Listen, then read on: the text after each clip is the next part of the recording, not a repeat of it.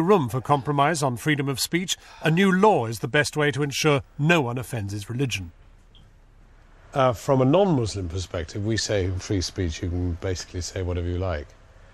What's wrong with that? The problem with that is that where are the kind of boundaries or the limitations to that?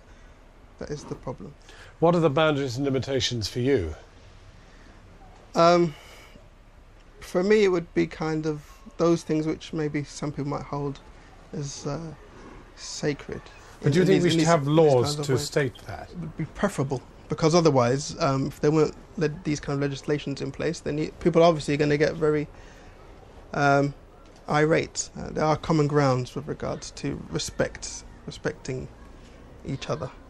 As I mentioned before, I wouldn't kind of disrespect any of your relatives or your family members or your mother.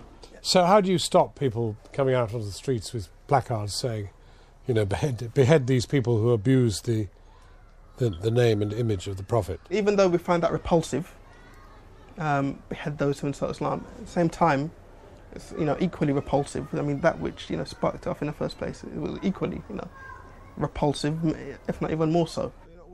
It's really very clear that we have no centre ground on this issue. There are things that Muslims want protected as sacred and unassailable. And on the other hand, this is a secular society in which religious sensitivities are hardly an issue. So either we self-censor or we publish and we create mayhem. Further conflict may be unavoidable, as Muslims are united in wishing to curb the right to speak freely. But an even greater conflict is already taking place over the way the war on terror is being fought at home. The search for homegrown terrorists following the 7/7 bombings has become a major objective for the police and security services. But at the same time, the majority of the British Muslim population feels under attack. I have been discriminated in this country because I wear this scarf. Yeah, because I carry this identity, I have been discriminated in this country. And it's not by any ordinary people in the country, it's by police as well. Yeah? Police that are, in control from the government. And 4 out of 10 of all Muslims surveyed say the police stop and search too many Muslims. The danger is, with Muslims increasingly opposed to the actions of the police, the task of finding terrorists could be seriously undermined. Events such as the flawed raid on a Muslim home in Forest Gate make matters still worse. This is the first time I've been on a demonstration like this. I really feel strongly about it, so that's why I come out. I brought my children along so they learn when something is not right, that they come out and protest. It's clear that police actions are alienating the Muslim community, but the police need Muslims to be on their side to gather better intelligence. At the moment, Muslims are still on side. 8 out of 10 that we questioned said that someone who knew of a terrorist act and did not report it would be to blame. And half believe as much as the terrorists themselves. But if this number drops, it will become even harder for the police to stop further attacks. Abu Mumin lives in Forest Gate and works at a Muslim youth centre. He was the one who interrupted my conversation with the young man who wouldn't condemn the 7/7 bombings and told him that Muslims should live according to the laws of this country.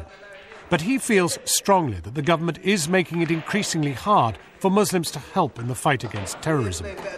And I think Tony Blair, he single-handedly managed to create this unnecessary tension by saying the Muslim community is not cooperating, is not working hard enough.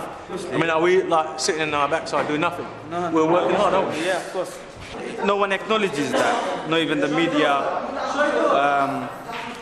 community leaders. I don't know. There's a lot of positive work, isn't it? But it's not been acknowledged in any ways. I went to meet Abu at the youth centre after work to ask him about how British anti-terror laws are working on the ground. Can I just ask what effect the whole Forest Gate raid has had on the community? The whole community are angry with the police. I think the young, the old. I think it's very important that the young especially begin to see that there is due process. We need to feel that we can trust the police again. because that was a very big blunder. I live in Forest Gate. It's in my backyard. It could have been me shot by the police.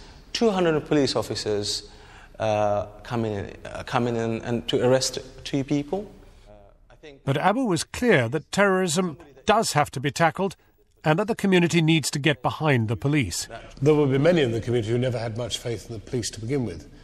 Why does it now matter so much if whatever the confidence they did have evaporates? If there are criminals in our community, then they need to be flushed out. They need to be dealt with. We live in difficult times, and people are living in fear. And what the politicians mustn't do, the police mustn't do, is add fuel to the fire. Muslims are taking to the streets on everything from freedom of speech to the war on terror. The fear is that if Muslims think no one is listening to them, the point will come where some will feel protesting is no longer enough. But our survey shows that a vast majority of Muslims already say that no one body speaks on their behalf. I think everyone should speak out. Every Muslim should speak out when they've got something to